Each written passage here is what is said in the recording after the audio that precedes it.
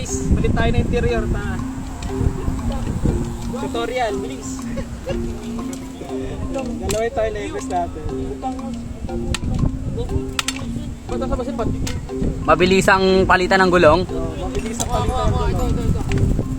Hawakan mo muna yung hawakan nyo yung bike ko, magkakas masyado. Hey!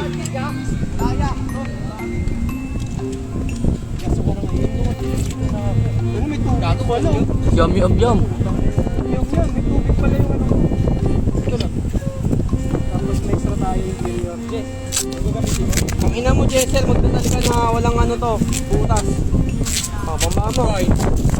Sabi, wala paala kayo kung yung gano'n yan. O, balihin mo ulit ha, puta ina ha. Malalim ba yung pinatabi? 80mm yan eh. Ha? Ay, 80. Tama ba? Bike bago. Maganda ba? Ito guys, sira ng interior eh. Sinira yung interior eh. Binali. Ano ba ito? Sige pang babaka. Pero mo na. Peramin nyo! Hindi ka marunong kumamit na ito. Bababali rin yan, no? Ano to?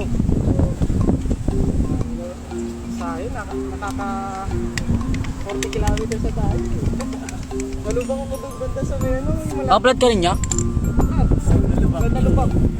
Rinig na rinig ka sa kanila eh. Pag overtake ka sa kanila, ay, tat. Boy. Na doon. Kanya idea.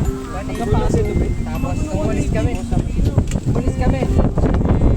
Sabi niya, bigay ko na. Ano, 160 daw. Sabi. Tinignan nyo lahat. Oh, tinignan ko lahat. Magkano pinakababa? 140. Yun lang.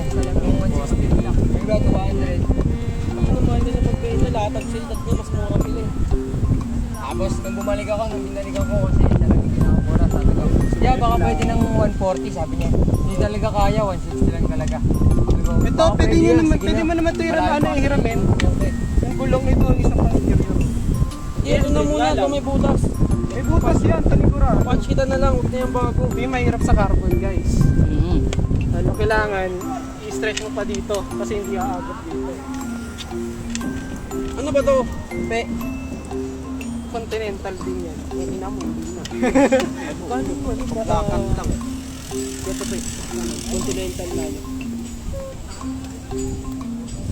Interior. Mga nasa 250, 300. Kung continental mo na lang itong na may ano. Lakad mo na brand yung magkano. Ayun na sa atin, 120 lang. Bulis ka, pinay watch kits na. Sana walang butas. Suminulas. Tigas na tumitigas na. Bukan nyo na, bukan nyo. Matigas na yan.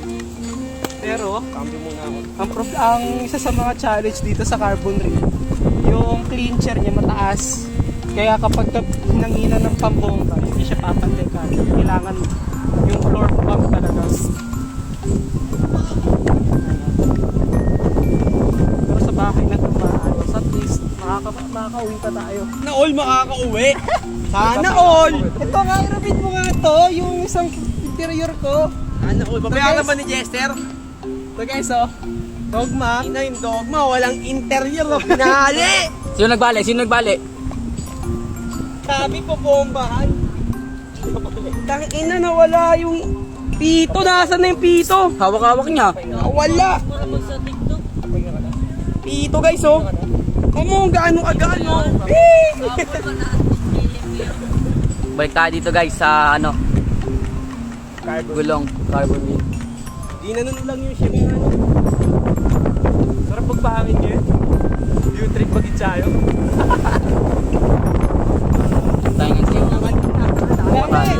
Umpisa pa lang. Alas 6 pa lang. Ano na. Ay hindi, nung alas 5 meron. Bago ka pa ito ba? Kaya sa may plug na, dun pala sa U-turn. Ay, bago ako nandito. Eh? Bakit kami nandito? Lahat kami yan, class 4. Kung yun ang gago nyo pala.